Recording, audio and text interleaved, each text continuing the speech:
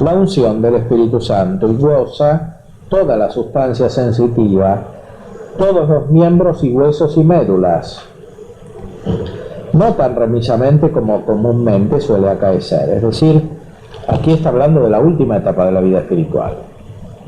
A eso fueron preparando muchos éxtasis, etcétera, en que la persona se une con Dios y tiene gozo espiritual, pero ese gozo no es tan profundo como este último, que es un anticipo de la vida eterna. Por eso dice que a vida eterna sabe, y toda deuda paga, porque aquí, incluso en esta vida, se comprende el sentido de todo el camino espiritual y también el sentido de toda la transformación dolorosa que hubo antes. Y por eso es como si este dolor desapareciera, no existe. ¿Y antes no se puede sentir eso? ¿Un poquito antes o bueno, siempre se siente de manera proporcional, pero no se siente todavía todo el dolor porque todavía no vino. O sea, toda la dificultad de la gran transformación que es la noche del espíritu, ¿no? Que es exactamente el camino inverso al del psicoanálisis, que vuelve para atrás. Porque aquí nos interesa todo lo que pasó. Porque como es visto toda la luz de la eternidad, existe solo lo eterno y lo contingente no existe más. Y de verdad no existe, porque lo único que existe es lo presente.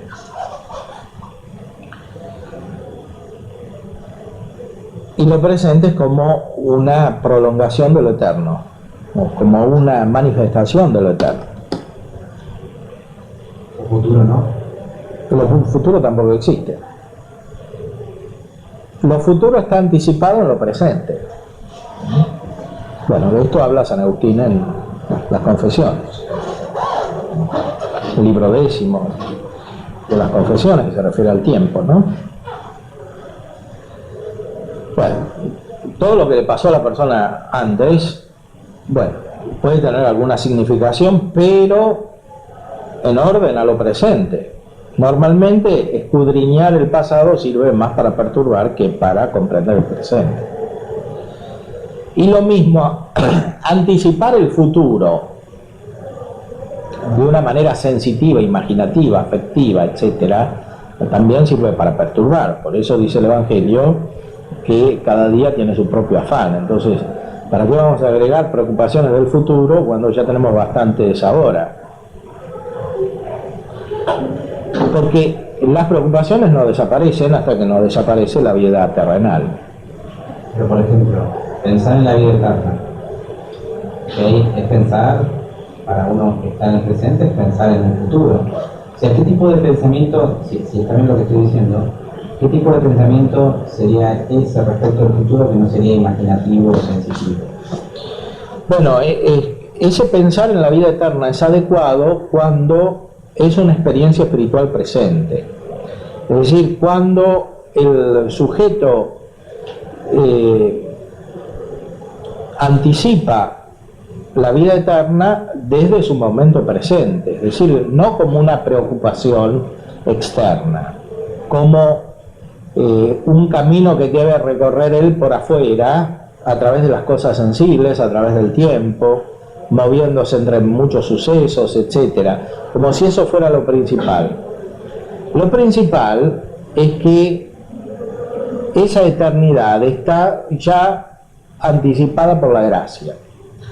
Y ahí se funda la actitud de confianza, que es esperanza. O sea, una cosa es anticipar el futuro, como si todo dependiera de uno, y eso en el fondo causa más angustia. Otra cosa es anticipar el futuro fundándose en la presencia de Dios, y eso es la esperanza. En ese sentido, el Evangelio nos dice que no tenemos que preocuparnos por el futuro, o sea, por todo lo que va a pasar hasta que alcancemos la vida eterna. Porque esa anticipación es neurótica muchas veces.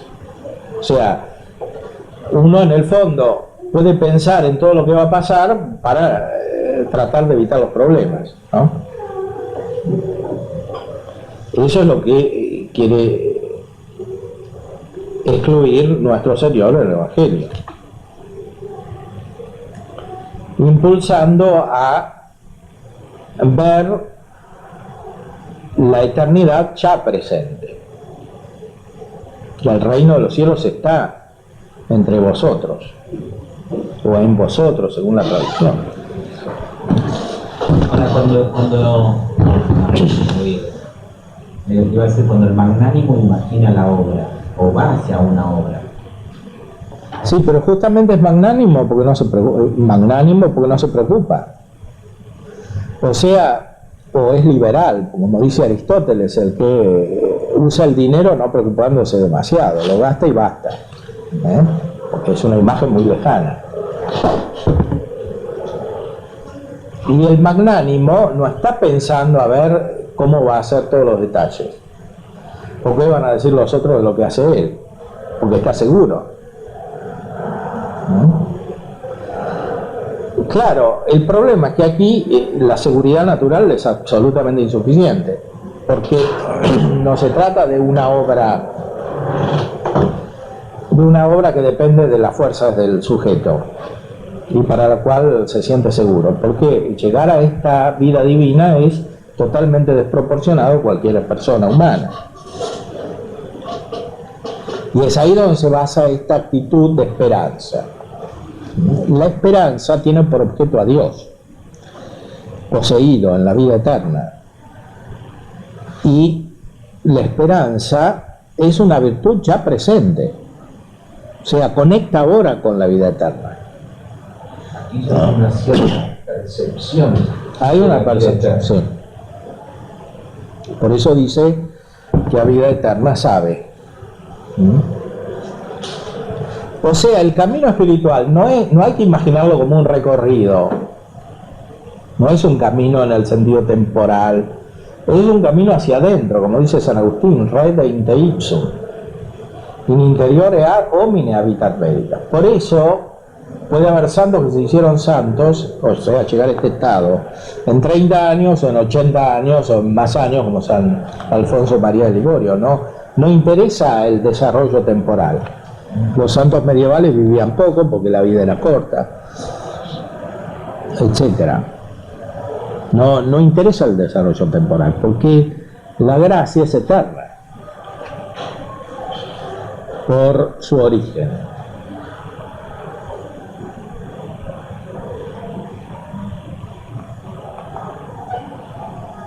El que se sitúa, además, el que está preocupado por el tiempo, deja de preocuparse por la eternidad. Esa es la enseñanza permanente de Cristo en el Evangelio. Y que es en cierta manera lo inverso de lo que dice Heidegger. El ser es el tiempo.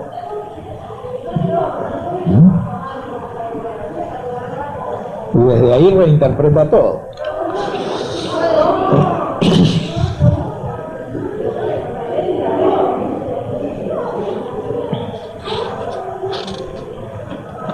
Sein und Zeit. Es cierto también que estos místicos, llamémoslo San Juan de la Cruz, viven en el tiempo, están acá. Claro, como dice él, viven mejor en el tiempo, porque cuando uno vive a la luz de la eternidad no pierde el tiempo, los otros pierden el tiempo. O sea, eso lo ven bajo otra dimensión. O sea, preocupándose mucho por el tiempo se pierde el tiempo, eso es el problema. Perder el tiempo, ¿qué quiere decir? Hacer muchas cosas que no sirven.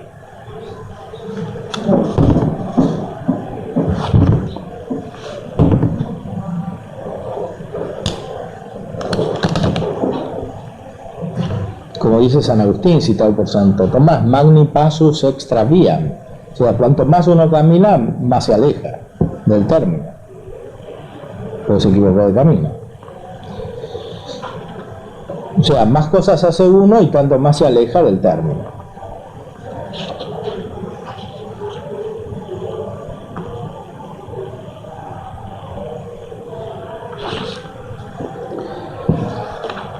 junto con el toque del Hijo, decía, está el Espíritu Santo, que sigue al Hijo.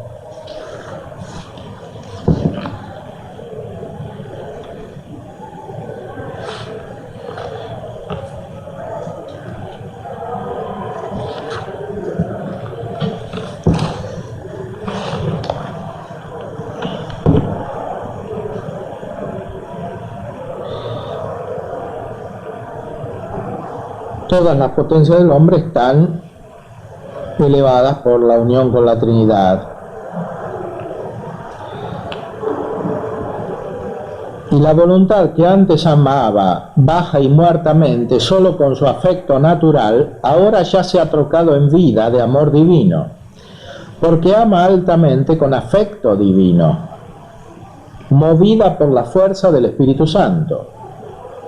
Esto es canción segunda, número 34. Perdón, una cosa, ahí la voluntad ya deja, la voluntad es como que no quiere tener su propia voluntad, sino que ya se hace una con la voluntad de Dios. Sí, pero esa voluntad está al mismo tiempo fortificada, porque no es la disolución de la propia voluntad como si la naturaleza desapareciera. La unificación, que quiere decir la concordancia de la voluntad humana con la voluntad divina, hace que la voluntad humana sea mucho más fuerte y más libre, por lo tanto.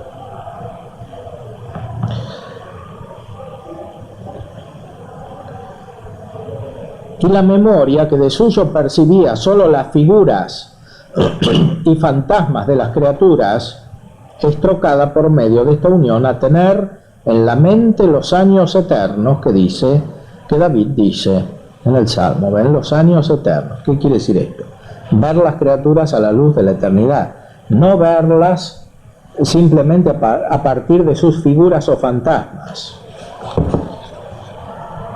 que son temporales, así como nosotros conocemos. El apetito natural, que solo tenía habilidad y fuerza para gustar el sabor de la criatura que obra muerte, ahora está trocado en gusto y sabor divino, movido y satisfecho ya por otro principio, donde está más a lo vivo, que es el deleite de Dios. Y porque está unido con Él, ya solo es apetito de Dios. Y finalmente, todos los movimientos y operaciones e inclinaciones que antes el alma tenía del principio y fuerza de su vida natural, ya en esta unión son trocados en movimientos divinos, muertos a su operación e inclinación y vivos en Dios. Porque el alma, como ya verdadera hija de Dios, en todo es movida por el Espíritu de Dios, como enseña San Pablo, diciendo que los que son movidos por el Espíritu de Dios son hijos del mismo Dios. En latín dice aguntur, Spiritu Dei aguntur, son obrados por el Espíritu de Dios. Y esto es la vida perfecta según los dones del Espíritu Santo. Fíjense cómo en la estructura del texto aparecen las virtudes teologales y los dones del Espíritu Santo, que se completan recíprocamente. ¿Cómo operan en las potencias? Operan en las potencias espirituales, que son tres, dice San Juan de la Cruz: la inteligencia, la memoria y la voluntad. Entonces, o mejor, en orden, la memoria, la inteligencia y la voluntad, porque la memoria corresponde al Padre, la inteligencia al Hijo y la voluntad al Espíritu Santo. De estas potencias hablaba San Agustín en el de Trinitatis. El hombre es imagen de Dios perfectamente por estas tres potencias, no cuando están en potencia pasiva, sino cuando ejercitan su condición de potencia activa. O sea, cuando realizan operaciones. ¿Qué operaciones? Las que unen con Dios, y especialmente las que unen con Dios trinitariamente, según el Padre, el Hijo y el Espíritu Santo. Alcanzan al Padre, al Hijo y al Espíritu Santo. El Espíritu está configurado según la operación de estas tres potencias, y el ser en el cual radican. En el orden natural no hay tres potencias. Santo Tomás dice que hay dos potencias, o sea, la inteligencia y la voluntad. A lo sumo podemos ver una prefiguración del orden sobrenatural en el intelecto agente. Porque hay una sola voluntad pero dos intelectos. O sea, el intelecto agente y el intelecto posible. El intelecto agente es el que hace entender como raíz. El intelecto posible es el que entiende. Y la voluntad es la que tiende a entender. El bien es la verdad, dice Santo Tomás. El bien es, o la verdad es el bien de la inteligencia. La voluntad mueve a este bien, que es la verdad. Ahora, en el orden natural, estas tres potencias no son suficientes para alcanzar la Trinidad. Estas tres potencias no son suficientes para alcanzar la Santísima Trinidad. Claro. Acá, ¿no? ¿A qué hora tienen? Hasta las 8:30. Ah, nosotros también. ¿Ah, sí? Ah, bueno. No hay problema. Espere, bueno, terminaremos antes, no sé. Entonces, esas tres potencias en el orden natural prefiguran esas tres potencias perfectas que son memoria, entendimiento y voluntad, que se despiertan, por decir así, en el orden sobrenatural. ¿Cuándo? Cuando están los objetos correspondientes, que son las tres personas divinas que se manifiestan y atraen al alma. Ahí está la imagen perfecta, de la cual hablaba ya San Agustín.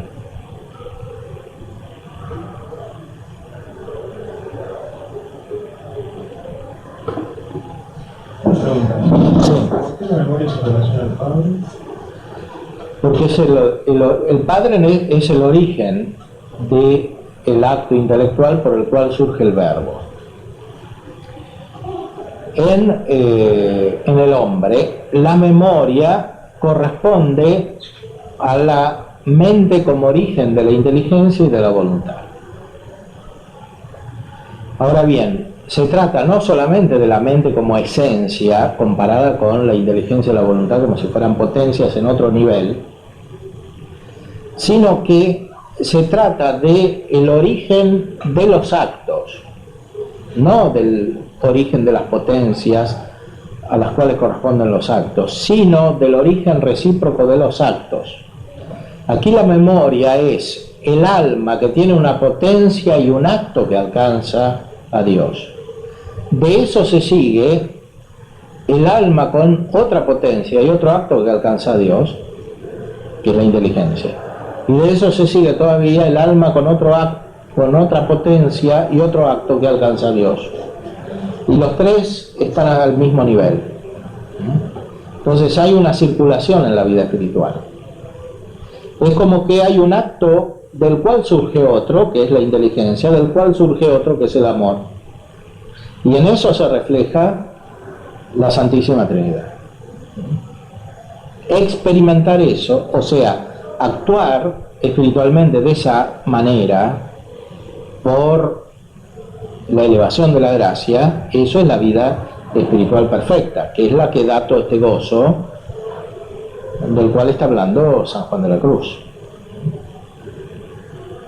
Que al final a su vez se unifican. Memoria, inteligencia y voluntad quedan sumidos en Dios. Pero están unidas por la misma alma, pero continúan como distintas, porque corresponden a las tres personas que son distintas. La esencia de Dios es una, pero las personas siguen distintas, se distinguen recíprocamente entre sí. Y esa distinción no se cancela nunca, más aún, se hace más perfecta porque se asimila el alma a las personas divinas que se distinguen en cuanto a personas. Son relaciones subsistentes que en cuanto a relaciones implican distinción, o si se quiere oposición, pero no como antítesis, sino como distinción.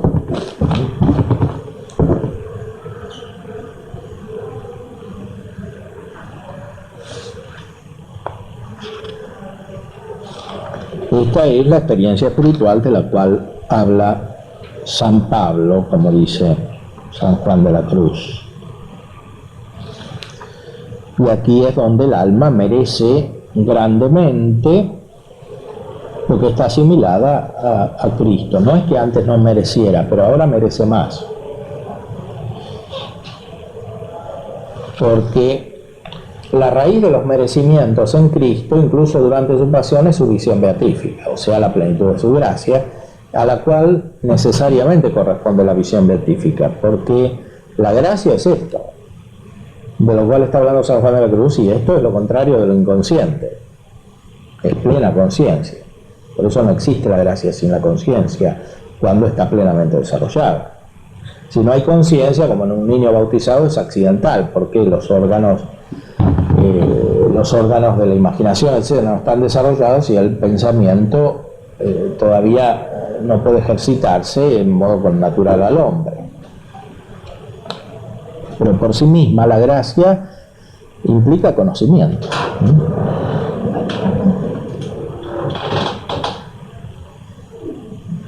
La gracia implica conocimiento. Entonces esta persona tiene plena conciencia. Y eso se manifiesta al final de la vida espiritual. Y por eso esta persona tiene pleno merecimiento.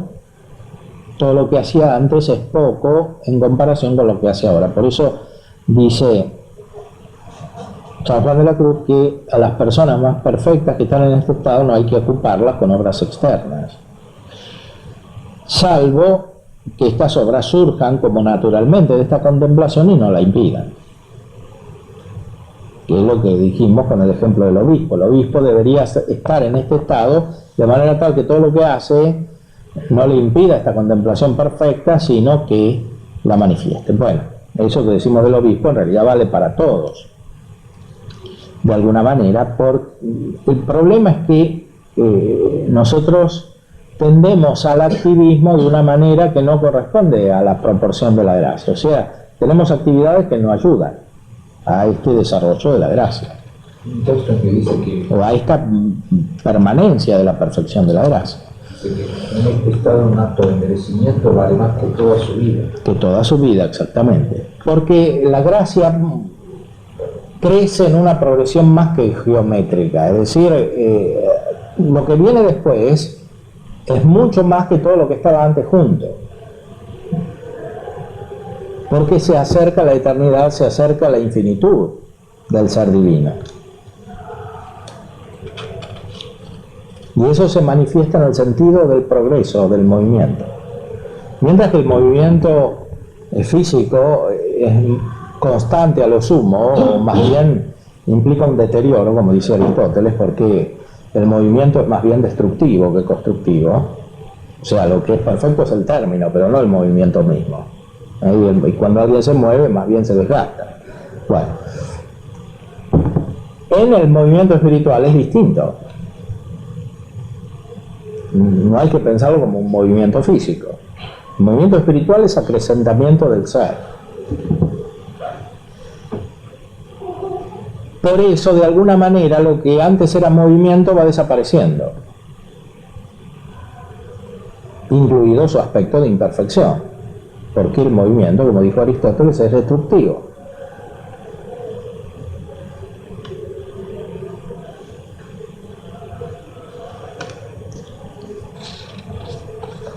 En esta experiencia espiritual, ya lo vimos, se captan los atributos divinos, las lámparas de fuego, que son esas perfecciones divinas que se distinguen recíprocamente. Bueno, yo creo que están bastante... El 26 dice que vive y está como de fiesta constantemente. Sí. Sí, claro, esta fiesta la produce el Espíritu Santo. Es decir, tiene un pleno deleite que es propio de la vida eterna, de la canción segunda.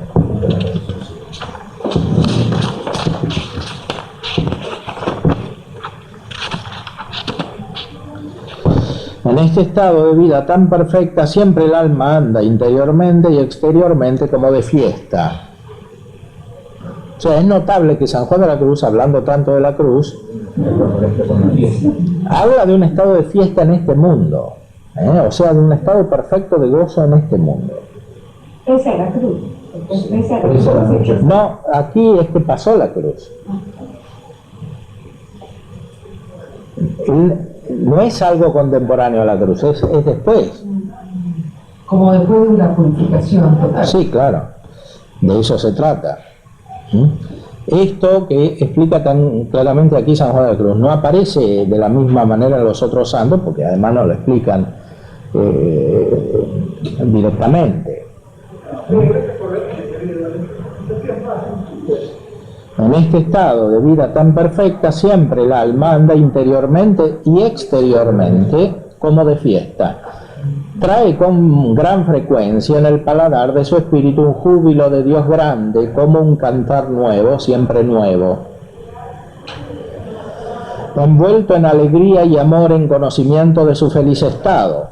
A veces anda con gozo y fruición, diciendo en su espíritu aquellas palabras de Job, que dicen: mi gloria se innovará siempre y como palma multiplicaré yo los días, que es como decir, Dios, que permaneciendo en sí siempre de una manera todas las cosas innova, como dice el sabio, estando ya siempre unido en mi gloria, siempre innovará mi gloria, esto es, no la dejarán volver a vieja, como antes lo era, y multiplicaré los días como la palma, esto es, mis merecimientos hacia el cielo, como la palma hacia él envía sus enhiestas, etcétera.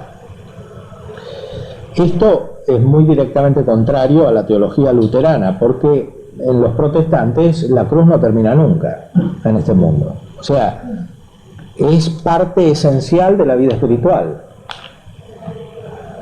En cambio, en la revelación de Cristo, que es el que auténticamente pasó por la cruz y da el fundamento al verdadero sentido de la cruz de los otros, la cruz se supera totalmente en la resurrección. Y la resurrección pasa en este mundo, no en la vida eterna. O sea, la vida eterna continúa, pero pasa en este mundo. Esa resurrección que es del cuerpo es principalmente del alma. Por eso Santo Tomás dice que la resurrección de Cristo es causa de la resurrección de las almas y de la resurrección de los cuerpos. Entonces, aquí actúa especialmente la causalidad de la resurrección. Mientras que en la noche oscura, por decir así, actúa la causalidad de la pasión. Porque la pasión tiene de propio la liberación de los pecados. Para eso Cristo padeció. Si no hubiera habido pecados, no hubiera padecido. La liberación de los pecados corresponde a la pasión. Bueno, eso lo explica Santo Tomás en la tercera parte de la Suma. Y por eso en los sacramentos actúa la eficacia de la pasión. En cuanto los sacramentos los recibimos en este mundo, todavía no purificados por los pecados. E incluso la Eucaristía es la representación de la pasión de Cristo en cuanto causa la liberación de los pecados. La Eucaristía por sí misma tiene la fuerza para quitar incluso los pecados mortales, aunque hay que recibirla en estado de gracia. Por sí misma causa la liberación de los pecados porque la Eucaristía contiene eminentemente los otros sacramentos, incluida la penitencia, ¿no? Que todo se ordena en la Eucaristía. La Eucaristía es representación de la pasión de Cristo, pero también de la resurrección, como dice el canon de la misa. Cuando se celebra la Eucaristía, se celebra la pasión de Cristo en cuanto libera los pecados, y se celebra la resurrección de Cristo que causa la resurrección espiritual. Y también la resurrección corporal que sigue a la resurrección espiritual. Ahora bien, estos que están así, dice San Juan de la Cruz, reciben de algún modo ya la causalidad de la resurrección de Cristo, no solo en cuanto al alma, sino también en cuanto al cuerpo. Y por eso dice que no mueren de muerte natural, que está todavía asignada por el pecado porque es pena del pecado original para todos, sino que mueren por ese gozo espiritual que decíamos antes, que explica que explica Santo Tomás, que alguien puede morir de gozo espiritual. Es una muerte que anticipa la resurrección, por eso a veces los cuerpos de los santos no se corrompen, etc. En la vida de San Juan de la Cruz hay testimonios de que la muerte de él algo de esto hay. Sus relatores. Sí, y en la muerte de otros santos también. Santa Gemma Grande, Claro. murió y no se murió de amor, de puro amor. Sí. No. Puro amor, que quiere decir esta participación plena de la vida trinitaria, que es superior a la vida corporal por sí misma, salvo de modo sobrenatural. Para tener la visión beatífica y tener el cuerpo hay que tener la gracia, o sea, hay que estar elevado, porque la unión natural del alma y del cuerpo no permite la visión beatífica. Por eso, sin la gracia que transforma, o sea, que perfecciona la relación entre el alma y el cuerpo,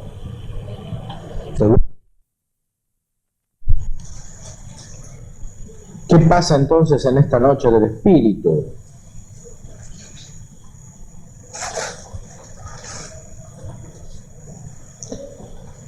La luz y sabiduría de esta contemplación es muy clara y pura, y el alma en que ella embiste está oscura e impura. De aquí es que pena mucho el alma recibiéndola en sí, como cuando los ojos están de mal humor, impuros y enfermos.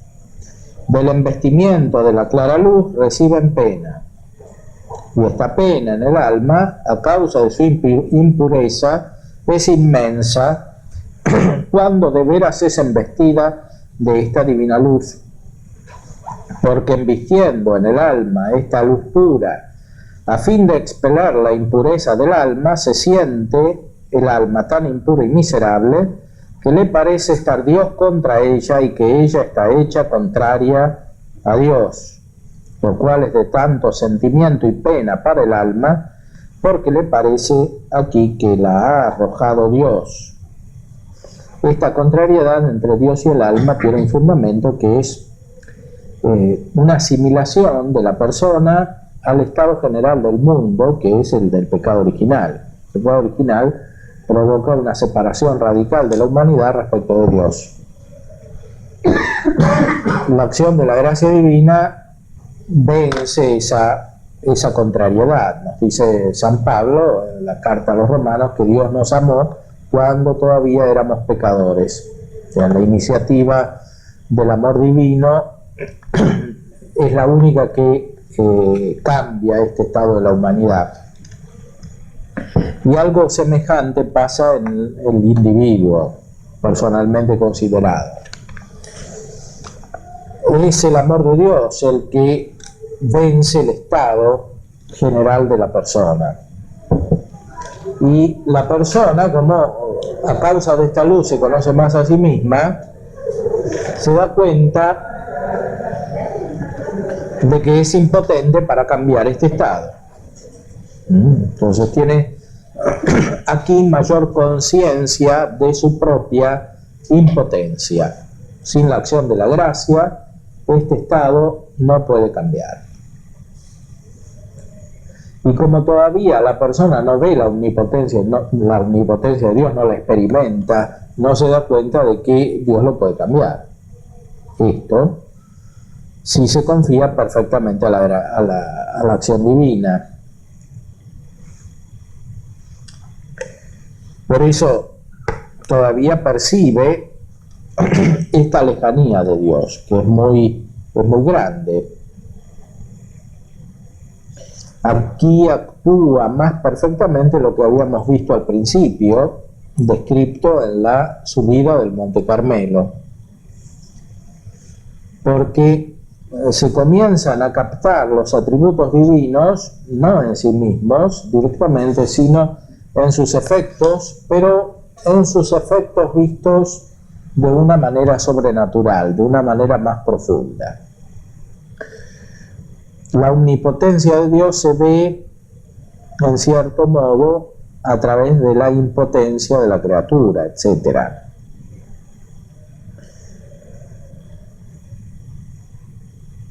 No es solamente que se ve que es Dios la fuente de todas las perfecciones, sino que se empieza a captar algo más, que es como el principio de la contemplación sobrenatural.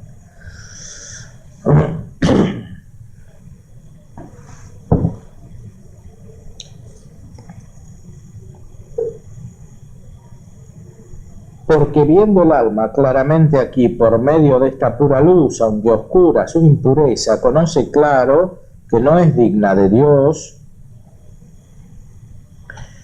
ni de criatura alguna.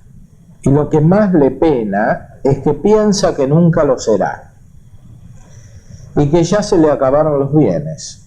Esto le causa la profunda inmersión que tiene en la mente, el conocimiento y sentimiento de sus males y miserias, porque aquí se las muestra todas al ojo esta divina y oscura luz, y que vea claro cómo de suyo no podrá tener ya otra cosa. Bueno, aquí el alma se acerca a la eternidad, y como lo eterno es estable, permanece para siempre, los sentimientos espirituales tienen como acompañamiento una especie de conciencia de eternidad. Entonces, cuando el sentimiento es positivo, parece que el gozo dura para siempre. Cuando el sentimiento es negativo, parece que el mal dura para siempre. Y esto se acentúa cada vez más. Lo positivo parece eterno, lo negativo también parece eterno, porque es más espiritual. Entonces, más despojado de la mutabilidad de las cosas materiales, más semejante a lo propio de Dios.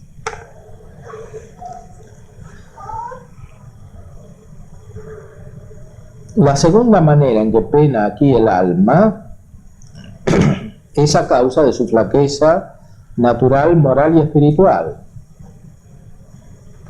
Porque como esta divina contemplación embiste en el alma con alguna fuerza, al fin de la ir fortaleciendo y domando, de tal manera pena en su flaqueza, que poco menos desfallece.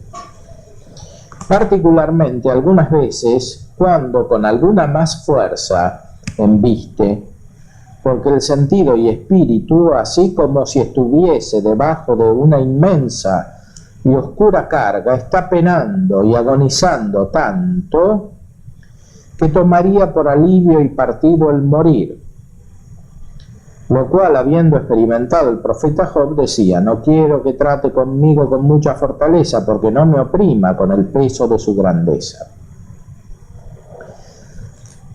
La persona, en cierta manera, vería la muerte como una opresión. Para captar adecuadamente esto hay que tener la perspectiva sobrenatural.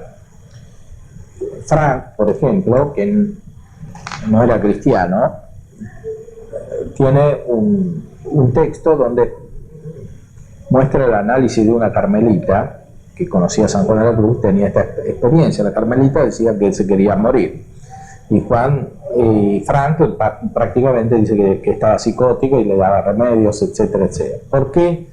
No tenía el principio de interpretación adecuado para esta experiencia espiritual, que supera lo natural y que tiene un fundamento solamente espiritual, porque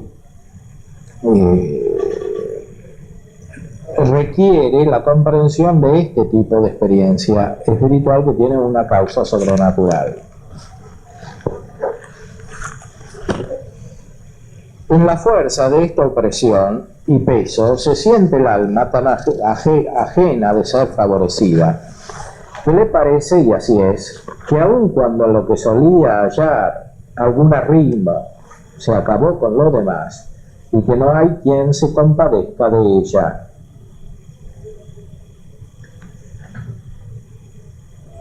Es decir, la persona se siente incomprendida porque entiende que los otros no tienen la misma experiencia espiritual, y es verdad, y que así no pueden darse cuenta de lo que le pasa.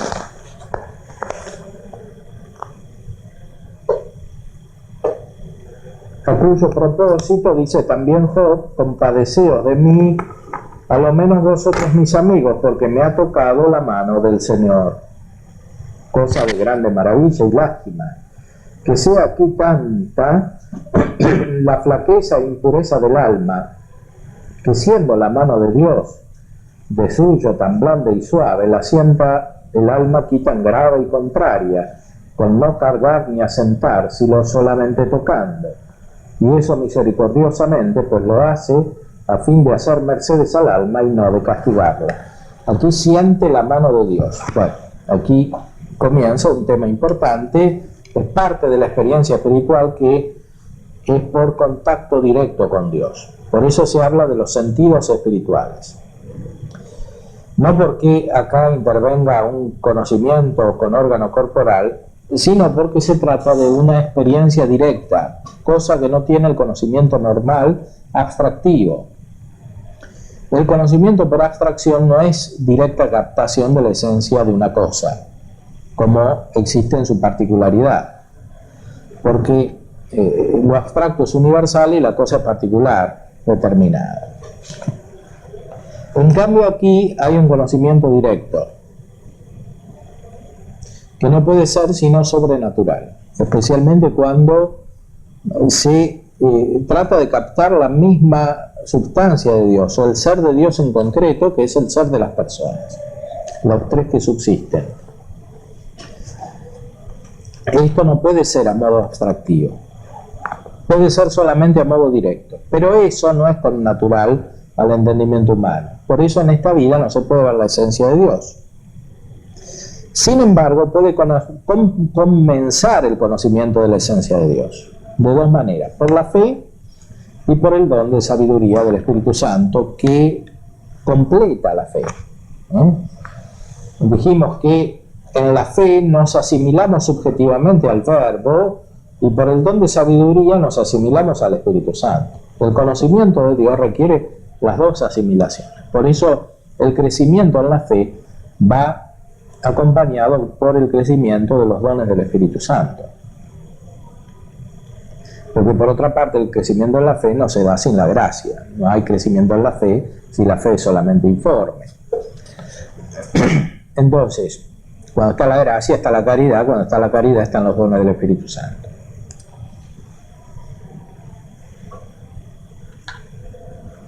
Hay un contacto con Dios.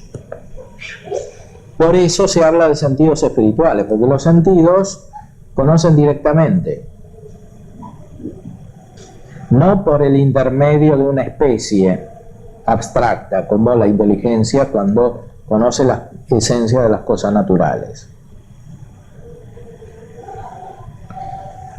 Aquí se siente la mano de Dios, que es una expresión que ya está en el Antiguo Testamento, la mano de Dios. En la llama de amor viva explica que la misma mano que aquí se siente como causante de un dolor o una herida, tiene un toque delicado.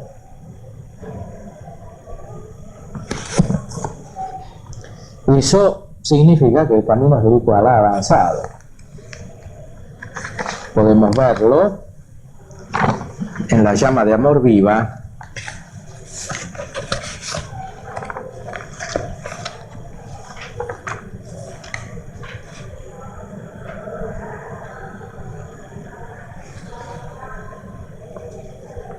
Aquí también retoma el tema de la noche oscura.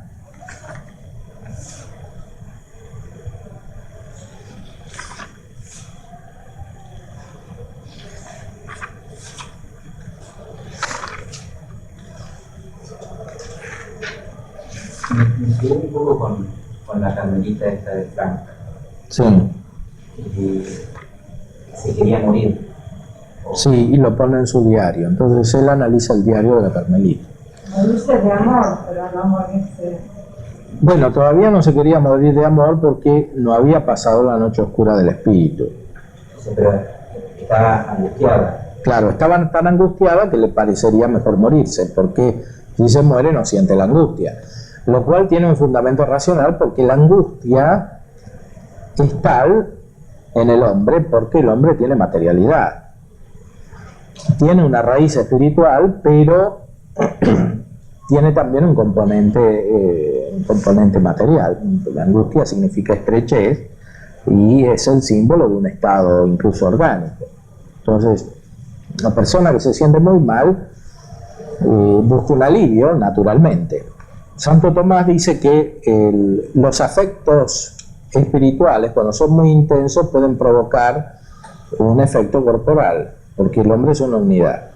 Aunque de eso se sabe poco, porque la medicina es muy racionalista y no estudia eso. Y porque los psiquiatras, en vez de hacer psiquiatría, hacen psicología. Entonces empiezan a estudiar otras cosas que no son propiamente médicas. Pero sería muy útil que estudiaran esto.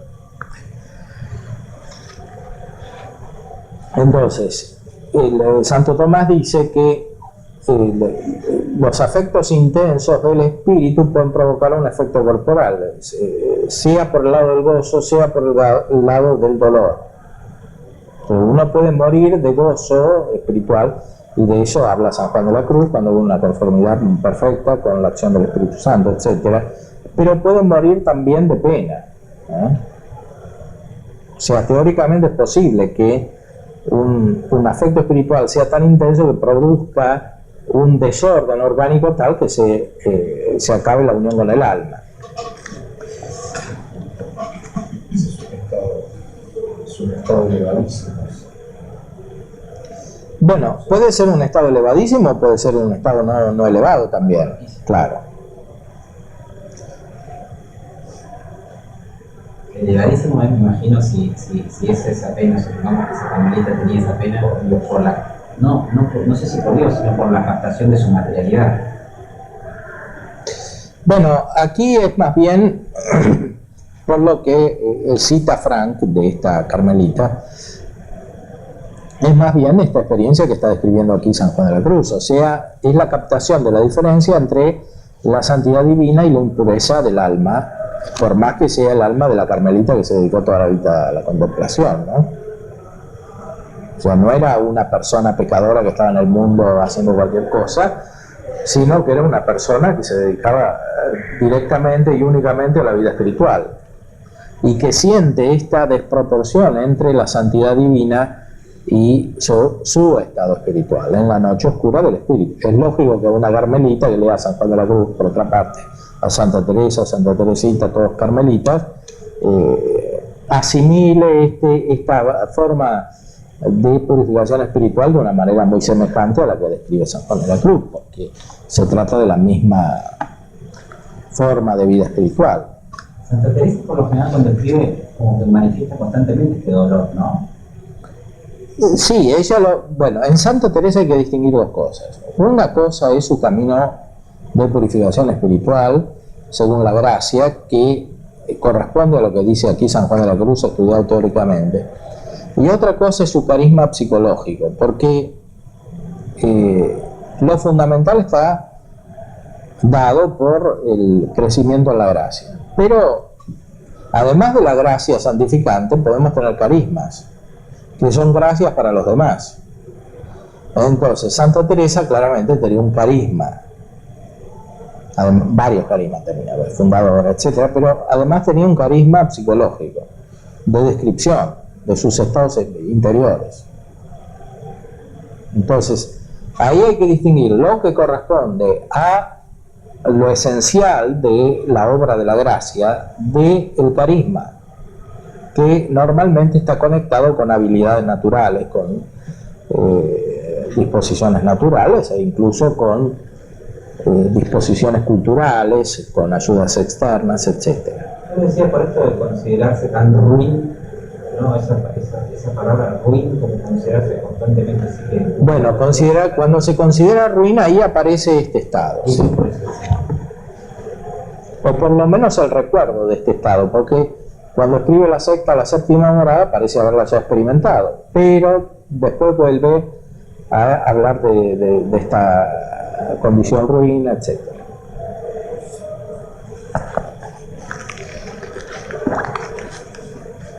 Porque también puede haber un adelanto carismático de un estado posterior. O sea, lo que la persona va a alcanzar al fin de la vida, cuando esté perfectamente purificada, porque Dios quiere, por algún motivo, usarlo para el bien de los otros, puede adelantarse también, pero de manera carismática. O sea, lo que en la evolución normal viene después, puede extraordinariamente pasar antes, por algún motivo, en la vida de una persona santa. Por ejemplo, en Santa Teresa, para poder escribirlo y que le sirva a los demás. Para este también. Claro. Aquí hay una diferencia. Pareciera que cuando escribe La llama de amor viva tuvo más experiencia que cuando escribe La noche oscura. Cuando habla de todos los estados de las diferentes personas, pareciera que no experimentó todas las cosas sabidas y por haber. Tiene que haber tenido algún don especial para poder escribir eso. Bueno, tenía también, claro, tenía su experiencia y tenía un carisma. Por ejemplo, el amor a la cruz, etcétera, que en él es muy particular, no es igual que en todos los santos. Es claro que en él hay un carisma para iluminar a toda la iglesia, porque los santos reflejan particularmente algún aspecto del ser y de la operación de Cristo, porque como Cristo es persona infinita y tiene la humanidad totalmente desarrollada por la gracia, ningún santo lo puede representar totalmente. Entonces, algunos representan un aspecto, otros, etc. Lo dice además el mismo San Juan de la Cruz, en el Cántico Espiritual, por lo menos hablando del aspecto cognoscitivo.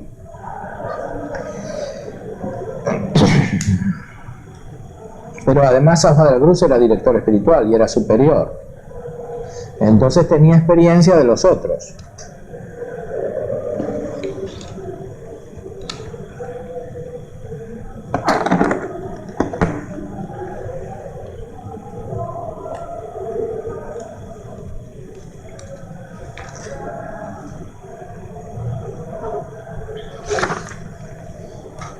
Bueno, entonces estábamos diciendo que el tema de la mano, que toca pesadamente al principio, en La llama de amor vivo aparece de una manera gozosa o delicada.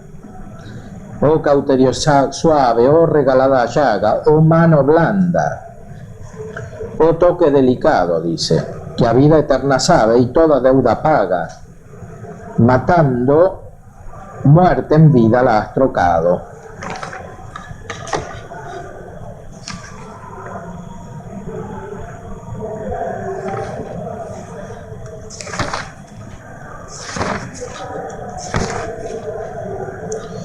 La cual mano, según habemos dicho, es el piadoso y omnipotente Padre, la cual habemos de entender que pues es tan generosa y dadivosa cuanto poderosa y rica, ricas y poderosas dádivas da al alma cuando se abre para hacer las mercedes. Y así le llama mano blanda, que es como si dijera, oh mano, tanto más blanda para esta mi alma, que tocas asentando blandamente, cuanto si asentases algo pesada, hundirías todo el mundo. Pues de tu solo mirar la tierra se estremece, la gente se desatan y desfallecen y los montes se desmenuzan. Oh pues otra vez blanda mano, pues así como fuiste dura y rigurosa para Job, tocándole ásperamente, para mí eres tanto más amigable y suave que a él fuiste dura. Cuanto más amigable y graciosa y blandamente de asiento tocas en mi alma, porque tú haces morir y tú haces vivir, y no hay quien rehuya de tu mano. Mas tú, oh divina vida, nunca matas sino para dar vida, así como nunca llagas sino para sanar. Cuando castigas, levemente tocas, y eso basta para consumir el mundo. Pero cuando regalas, muy de propósito asientas, y así del regalo de tu dulzura no hay número. Llagásteme para sanarme, oh divina mano, y mataste en mí lo que me tenía muerta sin la vida de Dios, en que ahora me veo vivir. Y esto hiciste tú con la liberalidad de tu generosa gracia, de que usaste conmigo con el toque que me tocaste del resplandor de tu gloria y figura de su sustancia, que es tu unigénito Hijo, en el cual, siendo Él tu sabiduría, tocas fuertemente desde un fin hasta el otro fin. Y este unigénito Hijo tuyo, mano misericordiosa del Padre, es el toque delicado con que me tocaste en la fuerza de tu cauterio y me llegaste. Bueno, aquí el lenguaje es plenamente trinitario porque se trata de la experiencia de la Trinidad. Entonces, el Padre es la mano.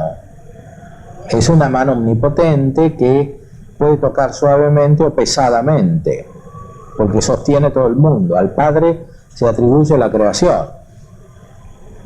¿Cómo toca el Padre? Toca con el Hijo. Cuando el Padre toca, reproduce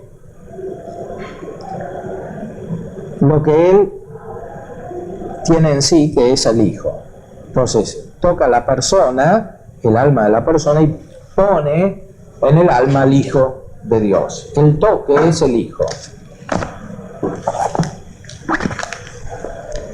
O pues tu toque delicado, Verbo Hijo de Dios, que por la delicadez de tu ser divino penetra sutilmente la sustancia de mi alma, y tocándola delicadamente en ti la absorbes toda en divinos modos de deleites y suavidades. Porque todas las cosas fueron hechas en el Verbo, como dice el Evangelio de San Juan. Entonces, el Verbo constituye desde adentro todas las cosas, por decir así, porque todas existen por las ideas que están en el Verbo de Dios. Y eso corresponde también a el alma, más aún de un modo especial al alma.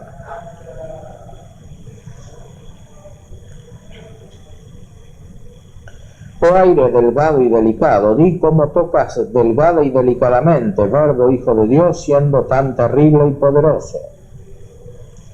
Oh dichosa y mucho dichosa el alma, a quien tocares delgada y delicadamente, siendo tan terrible y poderoso.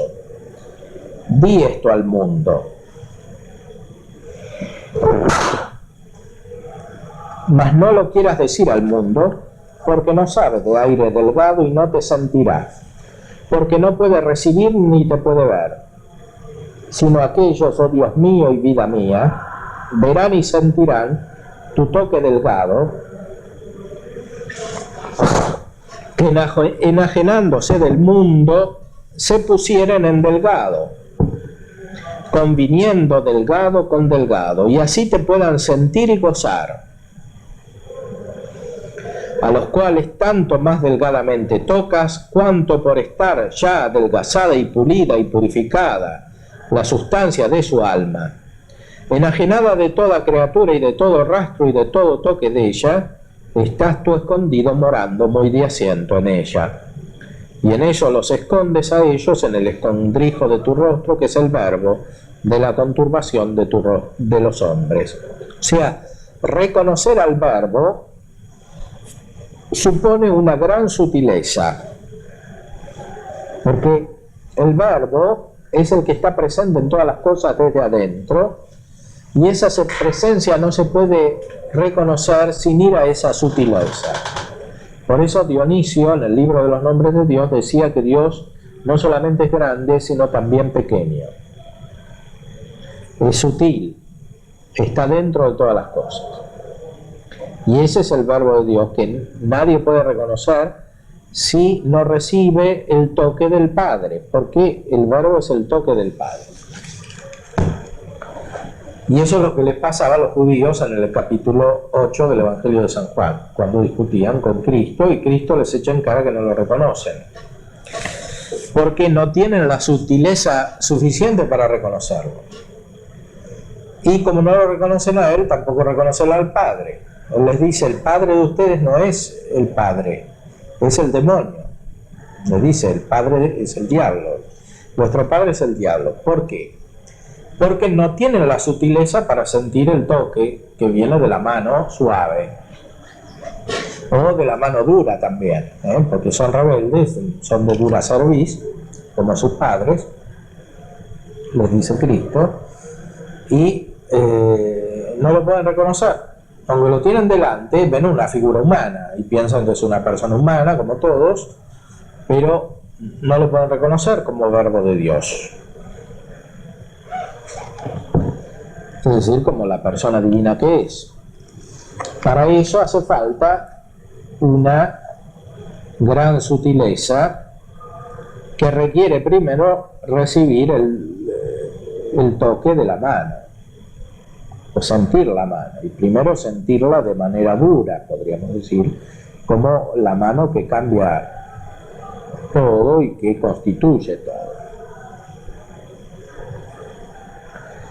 O pues, otra vez y muchas veces delicado toque, tanto más fuerte y poderoso cuanto más delicado, pues que con la fuerza de tu delicadez deshaces y apartes el alma de todos los demás toques de las cosas criadas, y la adjudicas y unes solo en ti, y tan delgado efecto y dejas en ella, que todo otro toque de todas las cosas altas y bajas le parece grosero y bastardo,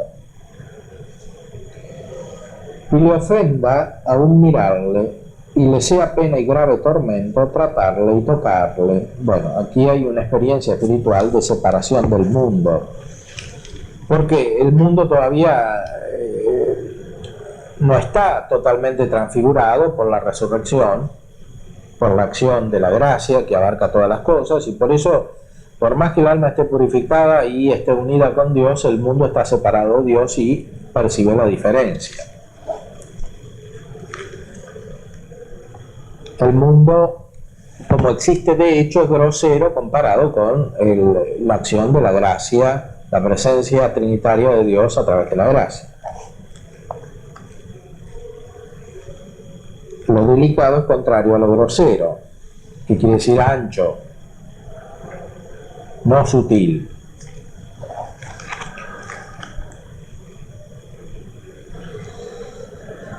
Y es de saber que tanto más ancha y capaz es la cosa, cuanto más delgada es en sí, y tanto más difusa y comunicativa es, cuanto es más sutil y delicada.